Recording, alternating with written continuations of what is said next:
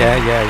Well, what the hell is what I'm thinking right now because after monsoon rains here in Chiang Mai, after the rains, they don't last all the time. And afterwards, there's a beautiful sky with white puffy clouds and bright sunshine, not to mention clear air. Today, the news is focused on the 12 boys, or excuse me, soccer players. I don't know the genders or, what's going on in Thailand. Thailand has lady boys. It doesn't matter. I won't even go there. But it does kind of add a little zing to the story.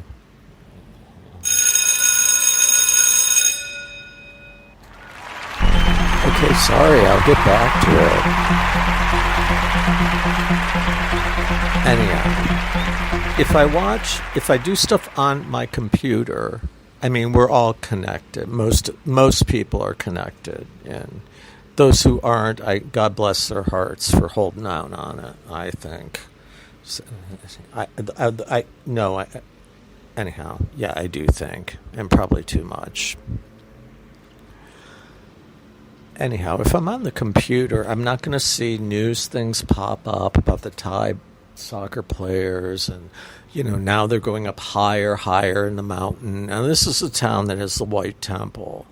As many of you know, the White Temple has pictures of Mickey Mouse and stuff inside it. And yes, it is a Thai temple in Chiang Rai, not to be confused with Chiang Mai, which is where I am. Like, I guess my town, about 2.5, 3 hours south of Chiang Rai, which is up higher. More nature. Nice. So, anyhow, bringing up the White Temple idea, there's a bridge that goes over there. And if you look it up online, White Temple, Chiang Rai, you'll see tons of pictures because it's the kind of place that, most people can't help but take pictures. And there are some on my website. This bridge goes over, the general public area, which actually has a spaceman made out of mirrors sitting on a bench there in front of the Thai temple stuff. It's like I would say it's probably like going into like Laugh in the Dark, that amusement ride, but in a strange way, it's all turned Thai. And it's not a ride. Going over the bridge. White, everything's white. And I don't know how they keep it so white, I really don't. But it's fairly new.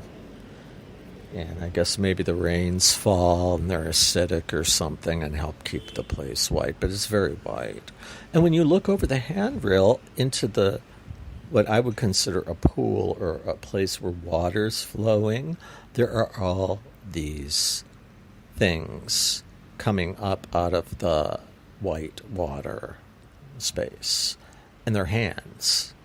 And there was even,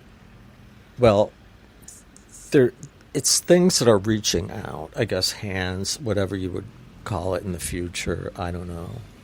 But there was one that had red fingernail polish on the little finger, which I thought that's the only red I saw in that whole thing of hands coming out of the water. Like a bridge over troubled water. I know. I couldn't help it. I had to go there.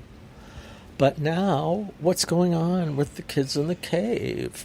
I mean, are they in water? Are their hands coming up out of the water? Was that a premonition? Are they now going to be dedicated to the kids if something were to happen to them? Maybe they'll put bracelets on some of the hands coming up out of the arch, the pond, it's a sacred pond in front of the temple. And there's only one room in the temple. And there is a picture of Mickey Mouse in that temple. Though I was so excited about being there and seeing these strange statues. And there's a whole it's a whole thing there. And there were rice fields across the street, which is always nice to gaze at after you've been looking at things for way too long. Anyhow, back to the story. The 12 soccer players and their coach, who had gone in there before. Now, somebody I talked to today, and I will say it's at the coffee shop I usually go to in the morning, and a lot of other expats there, and people talking English and all different languages. But she said, you know what? I think that maybe that guy had been in there and saw some stuff he wanted in the cave, and then was going to use the kids, the soccer players, to carry the stuff out of the cave. And I'm thinking, oh, that sounds really... That's interesting. I mean, there are movies about that, people going into caves and stuff and stealing things. I mean, I know that cave in like Chengdu where they hid the Buddhas because people were coming to Chiang Mai and might have disrespected them, so they thought it was better to take them up a little bit into a cave and stash them really high up. I mean, you can't believe they even got these Buddha things up that high in a cave. So I would say Buddha knows what's in that cave. And maybe there's nothing. Maybe he was just surveying. But I don't know. Details are sketchy. I guess they'll all iron themselves out. But in the meantime, it's kind of fun to make a story up about it. And just give them some well wishes, bows, and wish them metta, loving kindness kind of thing. And,